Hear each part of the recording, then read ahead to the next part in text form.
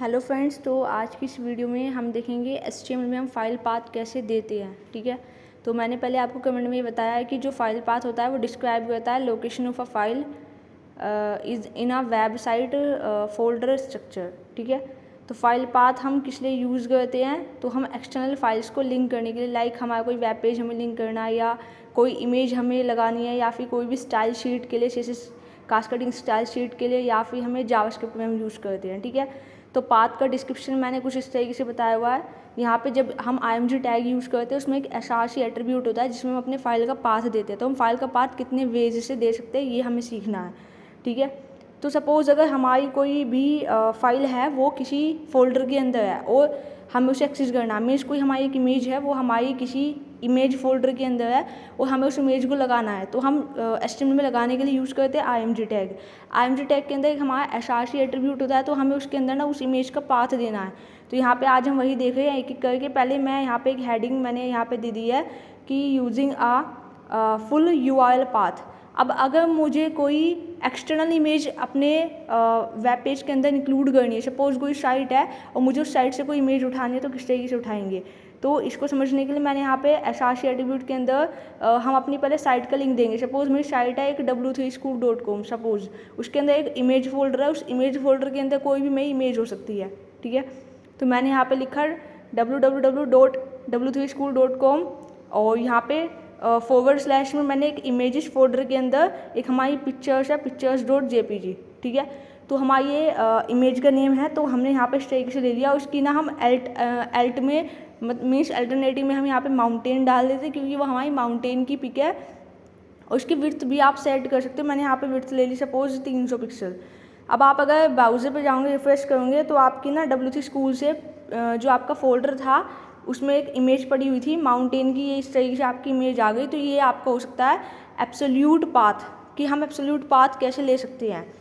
अब सेकंड है आपका रिलेटिव पाथ। रिलेटिव पाथ में हमारी आ जाते हैं जो हमारे लोकल सिस्टम के अंदर किसी भी फोल्डर में, या हो सकता है विदाउट एनी फोल्डर, या सेम करंट फोल्डर के अंदर कोई इमेज पड़ी हुई है, हमें अगर उसको एक्सेस करना है तो उसको कहा जाता है रिलेटिव पाथ।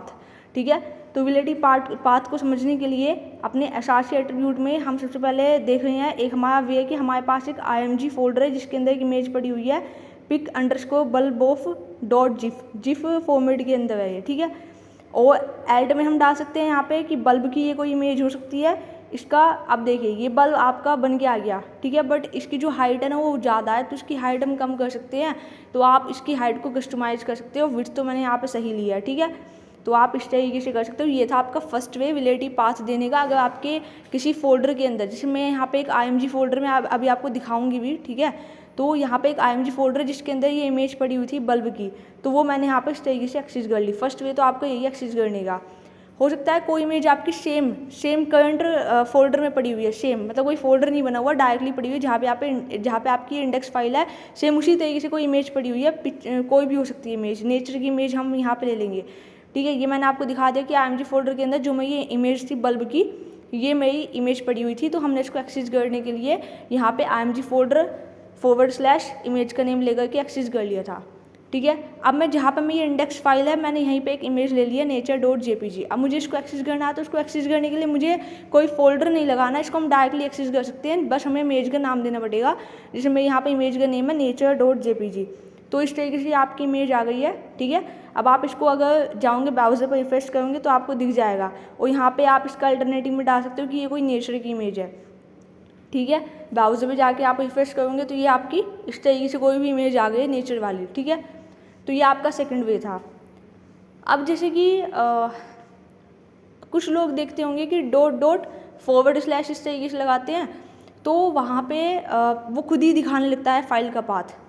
तो ये कंडीशन भी हो सकती है, बट इसमें पॉसिबल नहीं है क्योंकि मेरे पास कोई इमेज पड़ी नहीं हुई अभी रूट जो फोल्डर है उसके अंदर, है ना।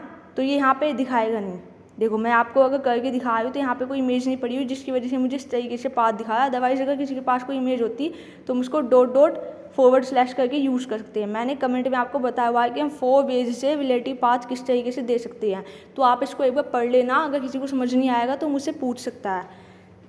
समझ में आया सभी को?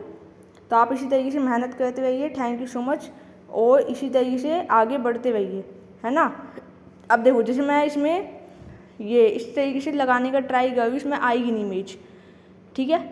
तो आपको करना क्या है, आपको मैंने 2 वे बताए हैं। अगर आपकी इमेज सेम इंडेक्स फाइल जैसे आपने बना के उसी तरीके से कोई इमेज पड़ी हुई है तो आप डायरेक्टली एक्सेस कर लोगे।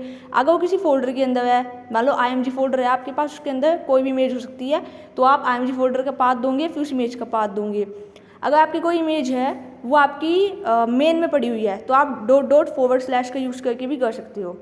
तो यही था आज की वीडियो में कि मैंने आपको सिखाया कि HTML में फाइल पाथ हम किस तरीके से दे सकते हैं, या रिलेटिव पाथ या एब्सोल्यूट पाथ क्या होता है। और अगर किसी का कोई भी डाउट अभी भी रह जाए तो वो मुझसे कमेंट सेक्शन में पूछ सकता है, और नेक्स्ट वीडियो में हम नेक्स्ट टॉपिक पर डिस्कस करेंगे। और आपको इसी तरीके से जो है यहाँ पे सीखना है और अपनी आप को इसमें मोर एडवांस बनाना है, ठीक है। तो thank you so much guys, do work hard and get success, have a great day, thank you.